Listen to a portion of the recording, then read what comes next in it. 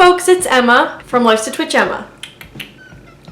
I have Tourette syndrome, if you don't already know. But I also have OCD, anxiety, and depression, and what we're going to talk about today can be part of OCD. For me, it is at least. And what we're talking about today is intrusive thoughts. I had a video about intrusive thoughts that I made a long time ago, but I feel like it wasn't that good. It has like so many views, but I'm not proud of it. I was like 13 and I don't feel like I talked very well about it. So let's try this again. First of all, let's just get to the basics, like the definition of intrusive thoughts. Intrusive thoughts are thoughts that kind of get stuck in your mind and can cause distress. I say can cause distress because over the years I've learned that not all intrusive thoughts always cause immense amounts of distress or like any distress. But in my personal experience, especially during certain like times of my life, intrusive thoughts have caused me immense amounts of distress and caused a great deal of anxiety. These intrusive thoughts are not your own thoughts and they're not wanted, they're unwanted. That's why a lot of times you see intrusive thoughts called unwanted intrusive thoughts. These thoughts do not reflect the actual wants or desires of the person receiving the thoughts. Let's go into some examples. Intrusive thoughts can be violent or sexual or just like socially inappropriate in a number of ways. So, for example, an intrusive thought may be that you have a thought where you stab someone. I will repeat that for people who have intrusive thoughts, these thoughts are not actually representative of our wants or desires. Having an intrusive thought about stabbing someone does not mean that you actually want to stab that person or anyone. Just like the stabbing thought, a lot of intrusive thoughts can be explicit or really just not fun, and people can be super ashamed or worried about them. Over the years, I've had many different intrusive thoughts, and I've gone through times where they've been very distressing and then a lot less distressing. It's kind of like Tourette's. It's dependent on the day, the week, the month, or even the year, whether or not those thoughts are like really something that I have a hard time dealing with or that they're not really even distressing at all. Just depends. I'm not going to share examples of any of my like super distressing intrusive thoughts because that's very personal and also very distressing. I'm saying distressing a lot, but that's really a word that I tie in with intrusive thoughts a lot of the time.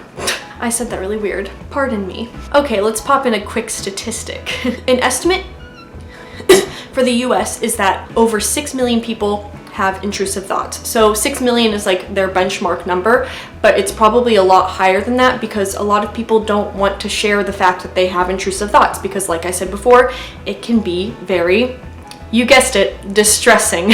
And also people can be ashamed of the fact that these kinds of thoughts are coming into their mind. Even though it's not of their own volition, it still sucks to have them and you might not want to tell a doctor that you're having these kinds of thoughts. So let's move into ways that you can help yourself with intrusive thoughts. I've talked to a psychiatrist for a long time, since I was like 7, and then I talked to different psychiatrists even before that. I've been seeing psychiatrists since I was 4 years old or 5 years old. Either way, a very long time.